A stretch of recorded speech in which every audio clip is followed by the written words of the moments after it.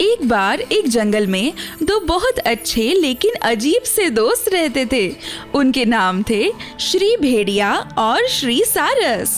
भेड़िया बहुत ही चालाक था और सारस इतना अक्लमंद नहीं था। एक दिन भेड़िए ने सारस को रात के खाने पर बुलाया। हमने एक दूसरे को कभी खाने पर नहीं बुलाया है। क्या तुम मेरे घर आना पसंद करोगे? बिल्कुल, लेकिन तुम क्या पकाओगे? वो तो सरप्राइज होगा। मैं कौन से दिन और किस वक्त आऊं? कल रात 7 बजे। ठीक है, कल मिलते हैं। कल मिलते हैं और वक्त पर पहुंचना। हाँ बिल्कुल। अगले दिन सारस भेड़िए के घर वक्त पर पहुंच गया। नमस्ते, आओ बैठो तो खाना तैयार है। बताओ तुमने क्या बनाया है? मैंने स्वादिष्ट सूप बनाया है, यकीनन तुम्हें पसंद आएगा। लेकिन जब सारस टेबल पर बैठा तब भेड़िए ने सूप बहुत ही उथले प्लेट में परोसा था। क्या हुआ? बात ये है कि मैं अपनी लंबी चोंच से खा नहीं पा रहा। ऐसी बात है? चलो, कम से कम तुम अपनी चोंच उस प्लेट में भिगो तो सकते हो। लेकिन खैर छोड़ो, कोई बात नहीं। उम्मीद है कि तुम भी मेरे घर जरूर आओगे और रात का खाना खाना पसंद करोगे। बिल्कुल, क्यों नहीं। कल रात के बारे में क्या ख्याल है? मैं पहुंच जाऊंगा। उस रात सारस बेचारा भूखा ही घर लौटा। अगली रात भेड़िया सारस के घर पहुंच गया। आओ मेरे प्यारे दोस्त, मैं तुम्हारा इंतजार कर रहा था। क्या बनाया तुमने? तुम मेरे खास मेहमान हो। मैंने तुम्हारी पसंदीदा चीज ही बनाई है, स्वादिष्ट सूप। क्या सच में?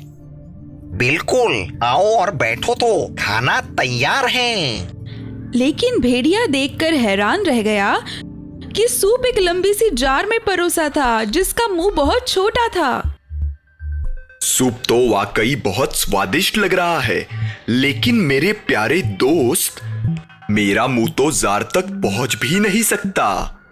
क्या सच में? चलो, कम से कम तुम जार को बाहर से चाट तो सकते हो। अब भेड़िए को सारस के बर्ताव का बहुत गुस्सा आया, लेकिन वो चालाकी से शांत रहा और उसने एक अच्छा सबक सिखाने की ठान ली। उसने कहा, ठीक है, हम दोबारा शुरू करते हैं। कल दोबारा तुम मेरे घर पर खाने के लिए क्यों नहीं आते? मैं आऊंगा, लेकिन अब से तुम्हें अपनी प्लेट साथ में लानी होगी। इसलिए अगली शाम सारस भेड़िए के घर खाने पर गया। कैसे हो मेरे दोस्त? बैठ जाओ, खाना लगभग तैयार है। तो बताओ, तुमने खाने में क्या बनाया है? चटपटी सारस की खिचड़ी, लेकिन उसमें एक चीज की कमी है।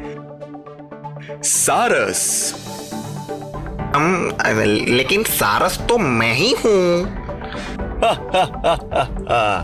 मुझे पता है। और फिर भेड़िए ने सारस का घर के बाहर और पहाड़ की चोटी तक पीछा किया और काफी मीलों तक भेड़िए ने सारस का पीछा किया और उसे पकड़ लिया। बहुत देर बाद भेड़िया घर वापस आया और उसके मुंह में पंख फंसे थे। वो टेबल पर बैठा रुमाल खोलकर खिचड़ी खाने लगा। उसने सारस की खिचड़ी बड़े स्वाद से खाई। तो कहानी की सीख ये है दोस्तों कि भेड़िए के साथ कभी भेड़िए की चाल मत चलो। कहानी पूरी हुई।